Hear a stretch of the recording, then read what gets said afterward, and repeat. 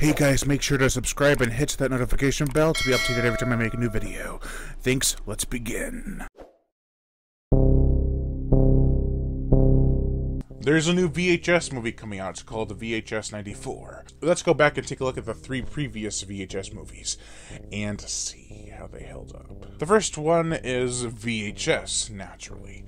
This was I believe 2012, 2012 anthology horror movie, which created a great idea of a group of people going into a house and finding this tape, or tapes, and they played them individually, and there's stories on each one. Now, damn. So, this movie, along with VHS 2, and to some extent VHS 3, are staples in the horror anthology genre of this era. It's for good reason. These movies are sick, spooky, and staticky. It genuinely looks like it was filmed on VHS camcorders or cameras, and I'm all for that. I love that grainy quality, and I'm so happy they retained that for most of the segments in this movie. There are, I think, 1 or 2, maybe 3 that... There's 5 segments in all, but about half of them are digital. But there's some stuff I really like in this. I can't really go through into the music or the acting because it's in the anthology. I mean, if you had grade A actors, then, or even some really eye-catching performances, I talk about them. But the only one I can think about that one for is the one in Amateur Night, where they have this creepy girl, and she's very good at playing her part.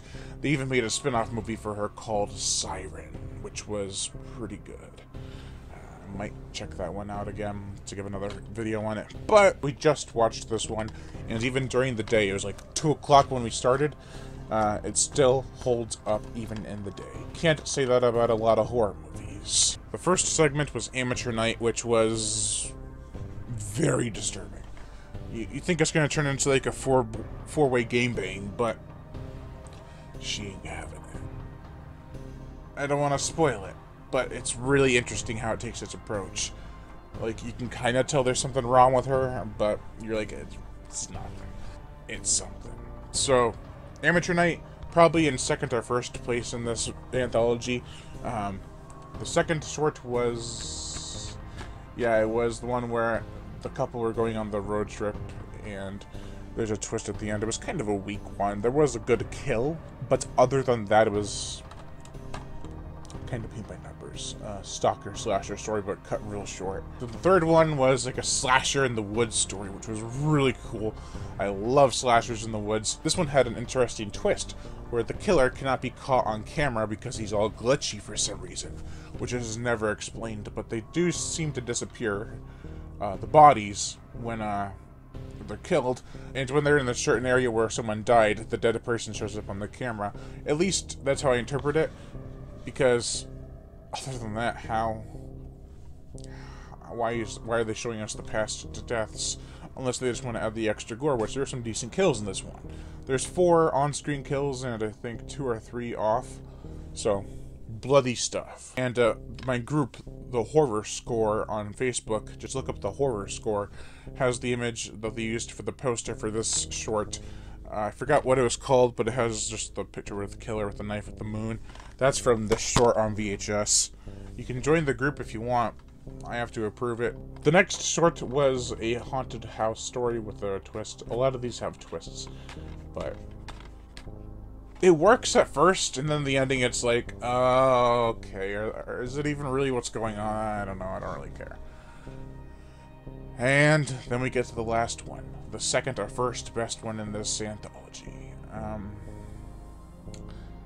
Basically, it's a party-going experience gone wrong, where the poor bastards go to the wrong freaking house where there's a ritual going on, not a party.